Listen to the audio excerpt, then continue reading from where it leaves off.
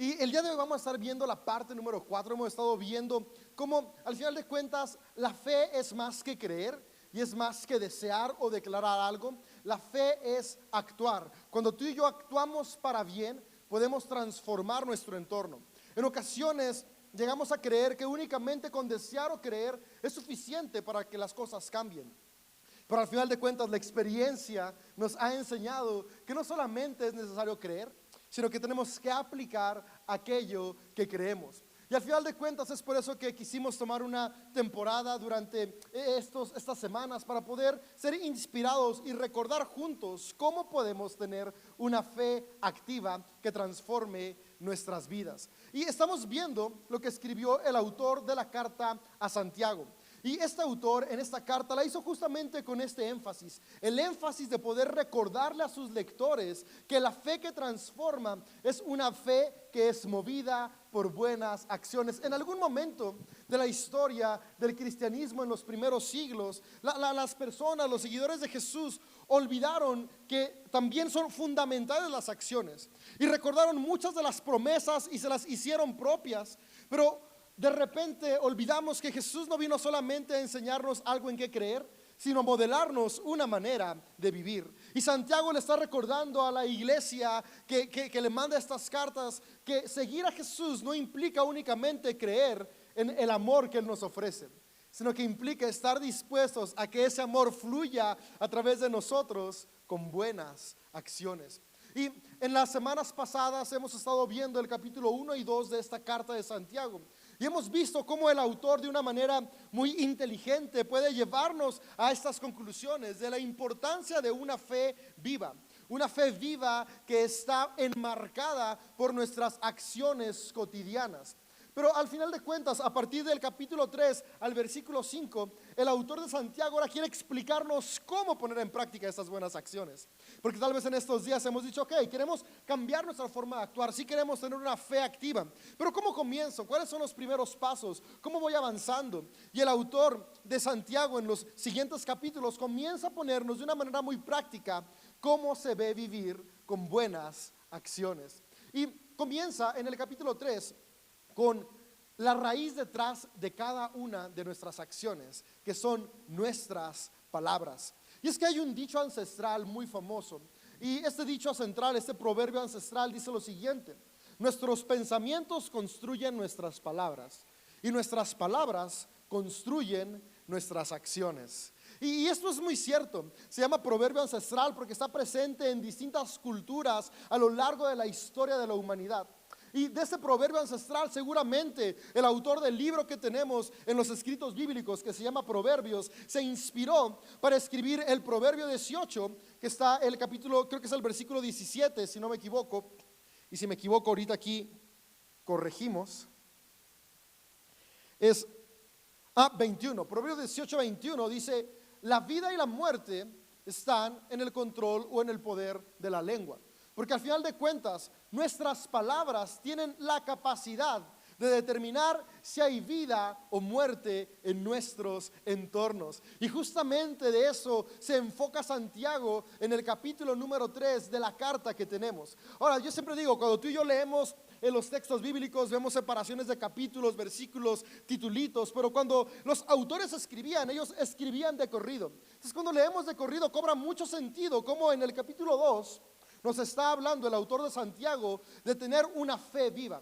Y esta fe viva se logra cuando comenzamos a transformar nuestras palabras, porque nuestras palabras transforman nuestro entorno. Hay un estudio que me llama mucho la atención, creo que ya incluso se los compartí hace algunos meses en otra serie, pero es un estudio que hizo el doctor Daniel Goleman. Y el doctor Daniel Goleman es un psicólogo que está especializado en el comportamiento del ser humano, específicamente en cómo nuestros pensamientos moldean nuestras actitudes. Y lo que hizo el doctor Goleman junto con uno de sus colegas en la universidad que ellos trabajaban fue que hicieron varios grupos de alumnos para hacer un experimento y ver qué tanta determinación tienen las palabras en nuestras acciones. Y separaron a estos chicos en distintos grupos, y al primer grupo lo que iban a hacer, o sea, el experimento constaba en que ellos iban a entrar a la oficina del doctor Goleman. El doctor Goleman les iba a dar un grupo de palabras al azar y ellos iban a formar una frase con esas palabras que les diera. Después de que formaron la frase, la iban a decir y iban a salir de la oficina rumbo a la oficina del otro colega que estaba cruzando el pasillo del edificio de la universidad. Entonces, lo que iban a hacer es que al primer grupo les pusieron en las palabras, en el mix de palabras, ciertas palabras que aludían a emociones y sentimientos negativos, como tristeza, frustración, llanto, desesperación. Entonces venían estas palabras y cuando ellos armaban su frase, pues ponían una de estas palabras, luego la decían en voz alta y tenían que caminar hacia la otra oficina. El otro grupo de estudio tenía que hacer lo mismo, pero en lugar de ponerles palabras que aludieran a emociones negativas del ser humano, les ponían palabras que aludían a emociones positivas, como alegría, risa, fiesta, y también hacían su oración, la completaban, la armaban, después la decían y salían rumbo a la oficina. Y ellos estaban observando con algunas cámaras cuál era el comportamiento de los alumnos al ir de una oficina a otra. Y lo que pudieron notar es que todos los que escribían una frase del grupo que contenía palabras negativas avanzaban hacia la oficina con la cabeza hacia abajo, viendo hacia el piso. Y los que escribían frases con palabras positivas volteaban hacia arriba y caminaban con la frente en alto hasta llegar a la otra oficina. Otro de los experimentos que hicieron fue que en el grupo de palabras, en uno pusieron ciertas palabras que aludían a enfermedad. Por ejemplo, ponían medicina, cama, hospital, dolor, etc., etc. Y con estas palabras armaban sus frases los estudiantes. Y al grupo con el que los comparaban, les ponían palabras referentes a cuestiones de deportes y actividad física, como fútbol, correr, pelota, partido, y armaban sus palabras con estas. Y cuando estaban grabando cómo caminaban los alumnos de una oficina a la otra, pudieron ver que los alumnos que tenían palabras que tenían que ver con enfermedad, caminaban despacio e incluso encorvados. Y los alumnos que tenían palabras que ver con deporte, caminaban más rápido y algunos incluso corrieron para llegar a la otra oficina. Y lo que ellos llegaron a la conclusión después de hacer más estudios con estos contrastes similares para poder ver cómo se modificaba el comportamiento, fue cómo nuestros pensamientos, que después son expresados en palabras, tienen un peso muy grande en la manera en la cual tú y yo actuamos en nuestro día a día. Ahora, no es que las palabras tengan un poder mágico como tal, ¿no? Que tú dices algo y ya sucede. No, lo que pasa es que las palabras programan nuestra mente y nuestra mente determina nuestras acciones. Y es por eso que Santiago, en el capítulo 3, cuando está comenzando a ponernos de una manera práctica cómo podemos vivir esta fe activa, comienza hablándonos sobre la importancia de nuestras palabras, porque nuestras palabras determinan el rumbo de nuestra vida. Y así como el doctor Coleman pudo demostrar en este estudio, a lo largo de la historia, seres humanos se han dado cuenta de la gran influencia que tienen nuestras palabras. Y mi deseo el día de hoy es poder inspirarte a que juntos transformemos nuestras palabras a que sean palabras que catalizan una fe activa, es decir, nos llevan a actuar movidos por amor en cada una de las circunstancias de nuestra vida. Y dice Santiago en el capítulo 3, voy a leer a partir del versículo 2. Lo siguiente: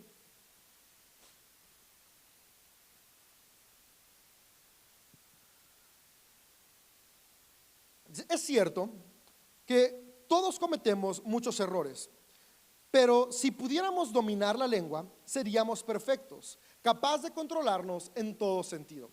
Podemos hacer que un caballo vaya a donde queremos si le ponemos un pequeño freno en la boca.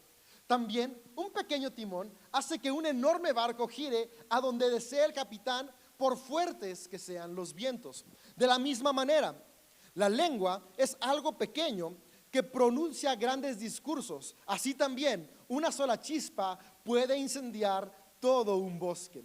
Y la lengua es una llama de fuego. Es un mundo entero de maldad que corrompe todo el cuerpo. Puede incendiar toda la vida porque el infierno mismo la enciende. El ser humano puede domar toda clase de animales, aves, reptiles y peces, pero nadie puede domar la lengua. Es maligna e incansable, llena de veneno mortal.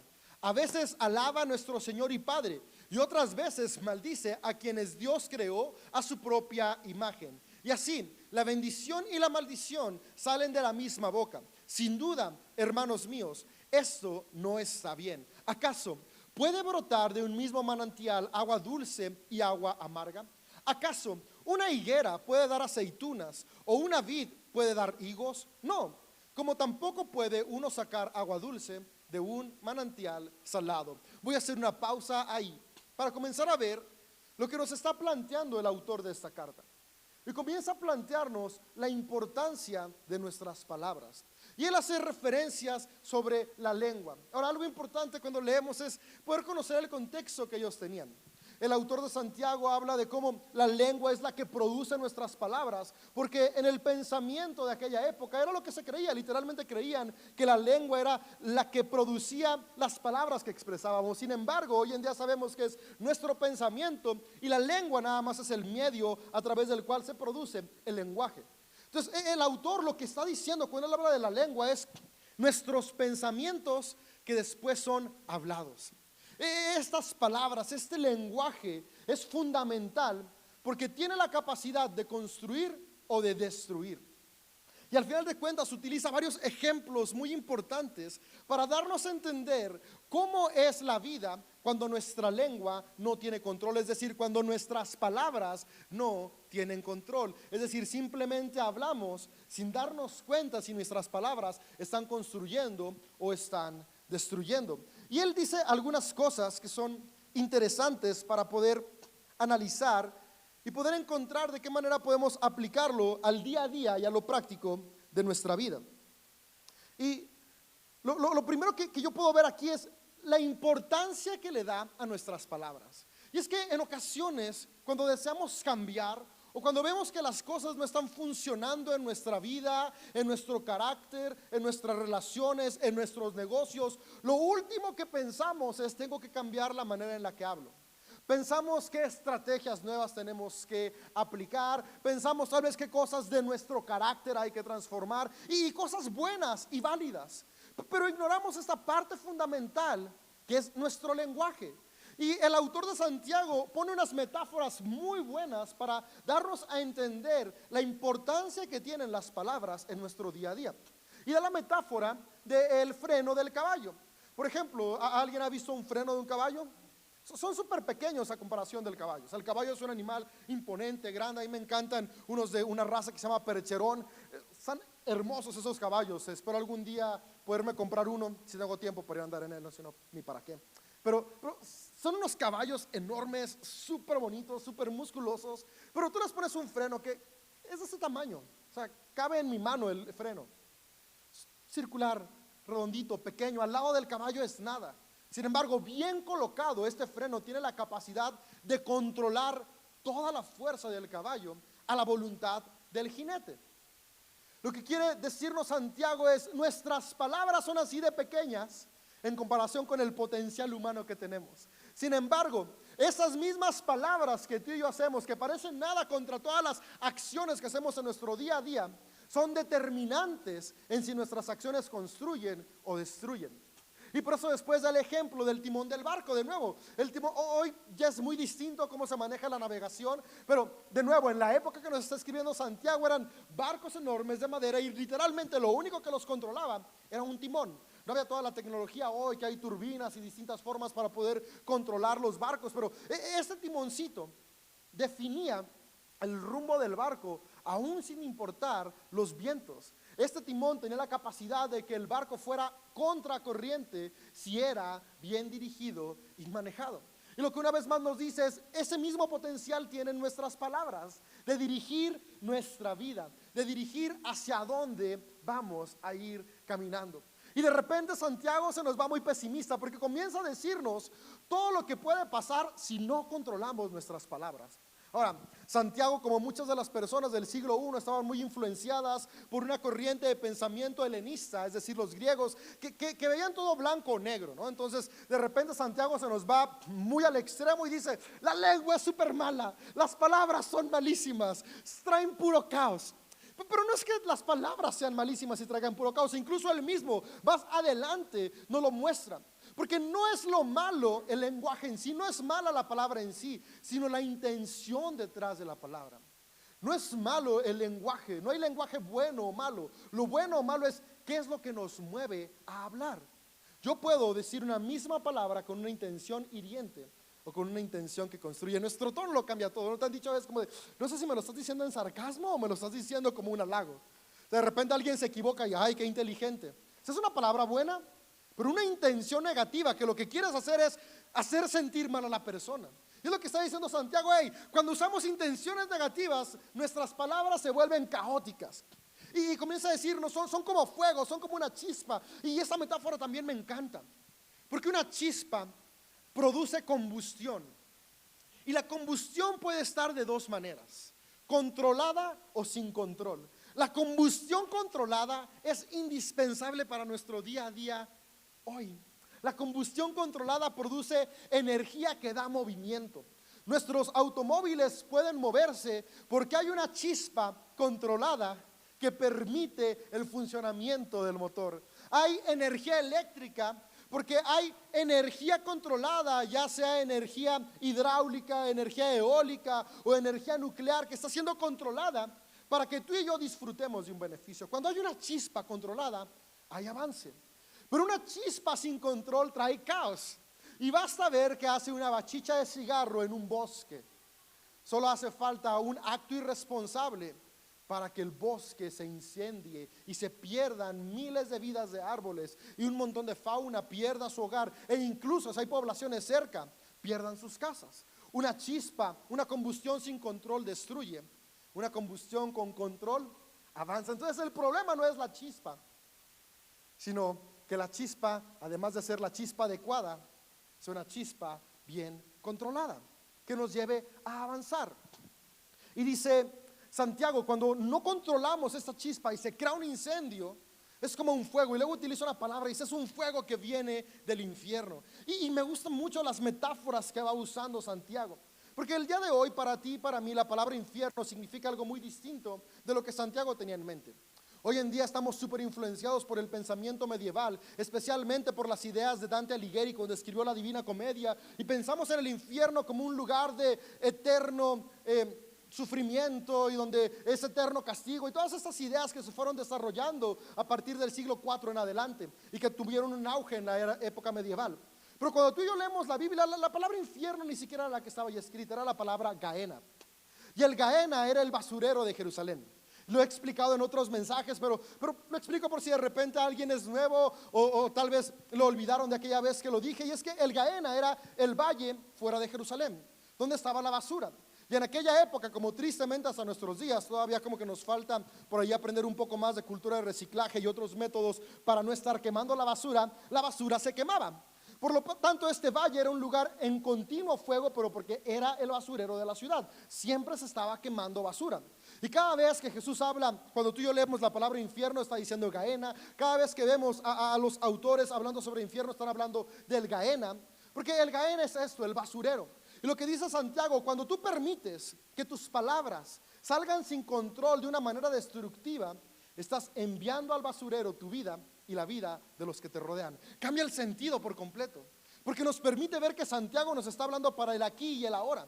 Acciones que pueden transformar nuestro entorno, que si no tomamos responsabilidad hoy, esta vida que el Creador nos dio para construir, podemos utilizarla para destruir. Esta vida que está diseñada para disfrutar, podemos utilizarla para vivir en amargura y depresión y amargar a los que nos rodean.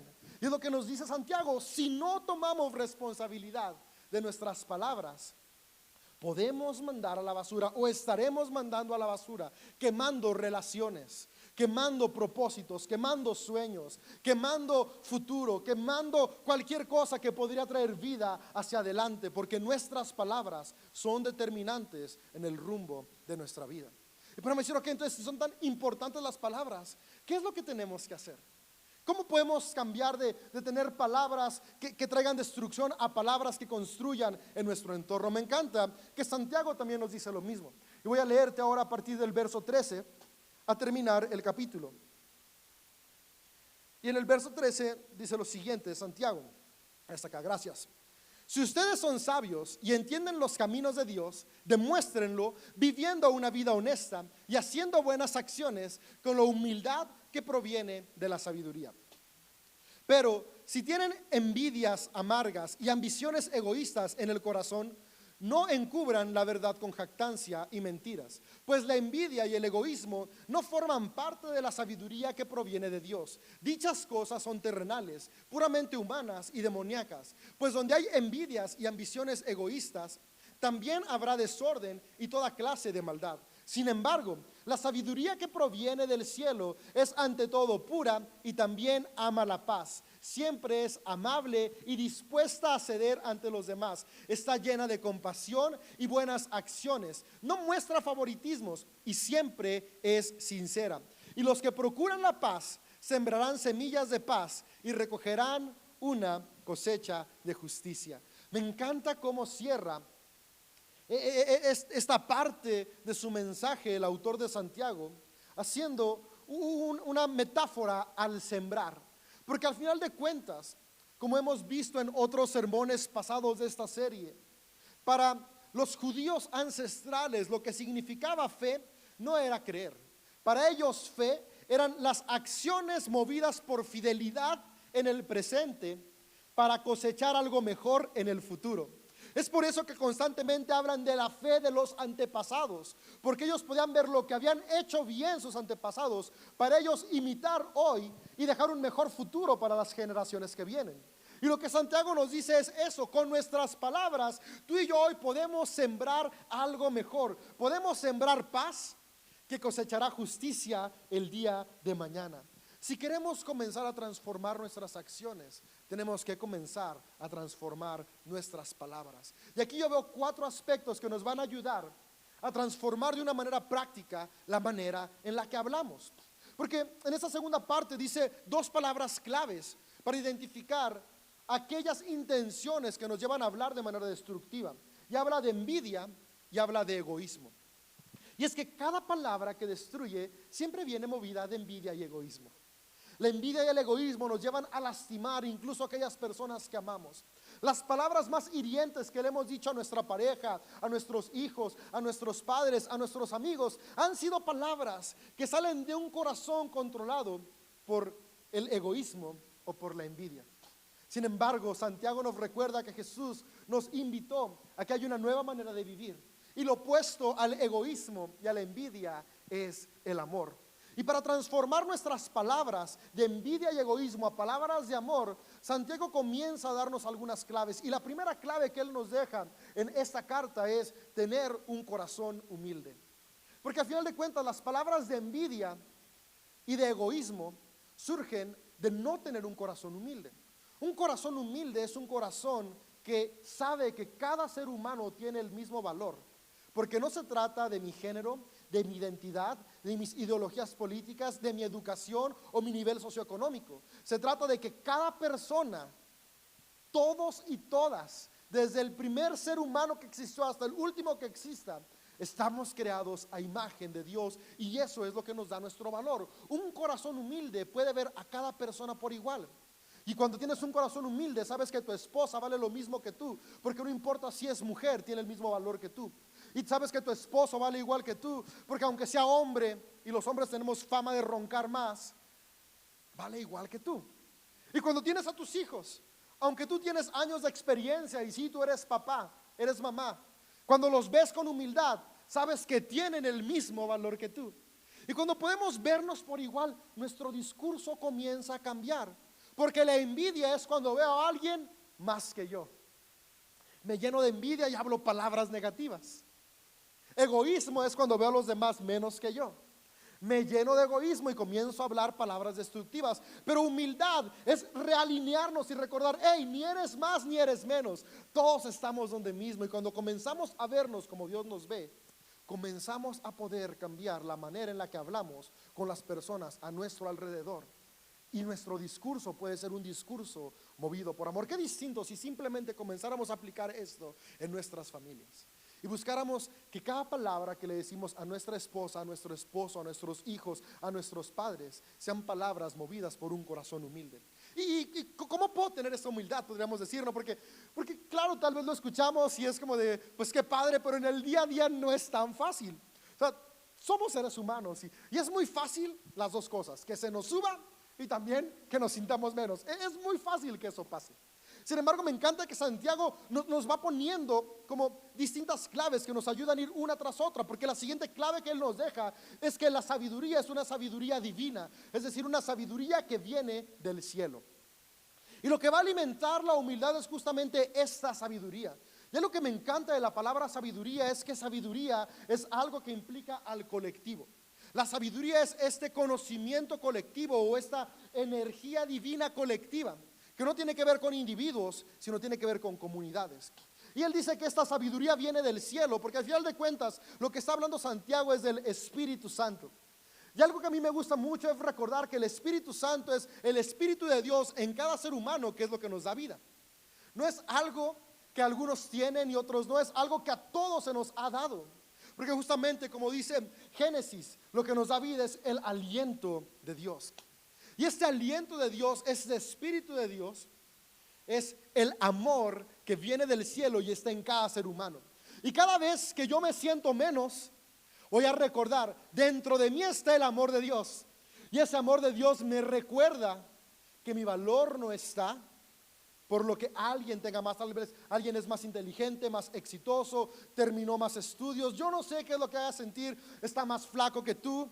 Yo no sé qué puedas sentir, que te haga sentir menos, pero cuando recuerdas que hay amor en ti, puedes recordar que todo eso no es lo que da mi valor. Lo que da mi valor es que al igual que los que siento que están arriba de mí, están hechos a imagen de Dios, yo estoy hecho a imagen de Dios. Y la sabiduría divina me lleva a poder abrazar la humildad. Y lo mismo pasa cuando yo me siento superior a otros, cuando quiero comenzar a menospreciar, cuando quiero comenzar a oprimir, a dominar, a controlar, porque este control viene de ahí, de yo me siento superior, es que yo soy el papá, por eso se hace como yo digo. Y no estoy diciendo que no tengan reglas en casa, ténganlas, pero con una intención de amor. No es porque yo digo, es porque quiero lo mejor para ti. Hasta cambia el tono de voz, cambia la expresión, cambia la forma. No es como de porque yo soy el hombre de la casa y yo digo como es. No, es, a ver, el matrimonio se forma de dos individuos y los dos contribuyen con el mismo valor y la misma importancia. Para cuando yo me siento más que otros, también este amor divino me recuerda, hey, estas personas sobre las que yo me quiero imponer, sobre las que yo quiero dominar, también son creados y creadas a imagen de Dios. Son creados igual que yo. Por lo tanto, no tengo por qué oprimir a nadie. No tengo por qué someter a nadie. Juntos vamos a construir desde el amor de la mejor manera, con responsabilidad, pero siempre desde el amor. Sabiduría divina, recordar que es Dios en nosotros el que nos permite esta transformación de vivir con buenas acciones que comienzan con buenas palabras. Y después dice la sabiduría colectiva, cuando juntos podemos aprender unos de otros. Y tal vez tú dices, es que yo no sé cómo hablar bien. A mí me tocó crecer con unos padres que jamás dijeron palabras de afirmación, siempre eran palabras negativas. Yo ¿cómo le hago para hablarle mejor a mis hijos? ¿Cómo le hablo para hablarle mejor a mi esposa? Ahí entra la sabiduría colectiva. Somos un cuerpo, somos un equipo. Los seres humanos vivimos en tribu. Hay otras personas, busca otros hombres y mujeres que puedan ser un rol para inspirar tu vida y comenzar a modificar tus palabras por palabras que traen vida y esperanza a cada persona que está a nuestro alrededor.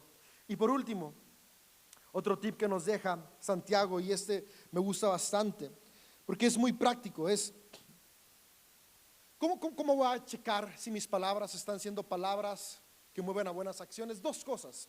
Voy a ver que sean palabras de paz y palabras de compasión. Las palabras de paz, nos dice el autor de Santiago, van movidas con amabilidad y aprender a ceder. Yo voy a cuidar cada vez que estoy hablando, esto que estoy diciendo, lo estoy diciendo con amabilidad o sin amabilidad. Yo he aprendido, y un ejercicio que hago muy seguido es cuando estoy en los semáforos, en cada semáforo me quieren limpiar el parabrisas. Y obviamente no puedo que en cada semáforo me limpien el parabrisas. Y un día me di cuenta que estaba siendo muy áspero en la manera que les decía que no lo hagas. Y si le ponían era como de, te dije que no. Fue como de, eso no es sembrar la paz, ¿no? Y aprendí, no quiere decir que la siguiente vez que vengan voy a decir, ok, sí, límpialo en cada esquina, porque tampoco es sano. Hay que aprender a poner límites sanos. Pero yo puedo decirle a la persona que me quiere limpiar el parabrisas que yo no ocupo con amabilidad, no joven, muchas gracias, con una sonrisa. Es lo mismo, pero amabilidad. La paz se siembra con cómo decimos las cosas. Y me encanta cómo pone la amabilidad junto con aprender a ceder, porque ceder va a traer paz. Y ceder aquí es algo muy importante, porque en nuestra cultura pensamos que ceder significa aceptar la opresión del otro. Pero no, ceder es aprender a que pueden coexistir dos pensamientos diferentes. Mi esposa y yo pensamos distinto en un montón de cosas, como seguramente la mayoría de matrimonios aquí y en línea. Sin embargo, cuando queremos llegar a un consenso, no es tú o yo, es ok, de lo que tú crees y lo que yo creo, ¿qué es lo que construye más para lo que queremos lograr y alcanzar? Y hacemos un mix, ni tú ni yo cedemos, aprendemos a ceder, porque ceder es cuando yo entiendo que no soy el que tiene la verdad absoluta. Cada verdad tiene algo de validez, y esta parte me encanta porque funciona súper bien para comunidades espirituales. Una comunidad espiritual que avanza, que se fortalece, que realmente puede convertirse en este lugar como el que Jesús inició, que es un lugar para todos. Es donde podemos ceder y no estamos peleando que nuestra verdad de Dios sea la única que se presenta, sino que podemos entender que cada persona tiene sus verdades, y desde cada verdad juntos podemos construir y sumar para seguir trayendo un reino de paz y de justicia a nuestro alrededor. Palabras que traen paz son palabras que salen con amabilidad desde un corazón que sabe ceder, es decir, podemos valorar a cada persona. Yo digo, aprender a ver el oro en medio del lodo. Y es que somos tan dados a ver el lodo. Es muy fácil ver las fallas y desde ese lodo que vemos hablar. La invitación de Santiago es: busca el oro. El oro en la naturaleza está enterrado en la tierra, y las personas que buscan oro literalmente mueven todo el lodo para encontrar un poquito de oro. Y la cantidad de lodo contra el oro es grandísima. Mucho lodo, poquito oro. Y los seres humanos de repente estamos igual, ¿no? Al menos yo sí, hay mucho lodo y poquito oro. Pero si aprendo a enfocarme en ese oro que hay ahí, mi discurso cambia la perspectiva en la que me veo. Y en lugar de estarme menospreciando, empiezo a valorarme. Y si yo empiezo a hacer lo mismo con quienes me rodean, en lugar de, ay, tienes un buen de lodo, mira, hay oro, hay oro, hay oro, todos tenemos oro. Cambiamos nuestro enfoque, vemos el oro en los demás. Podemos cambiar nuestras palabras porque estamos enfocándonos en la virtud por encima de las fallas. Y cierra diciendo el autor de Santiago: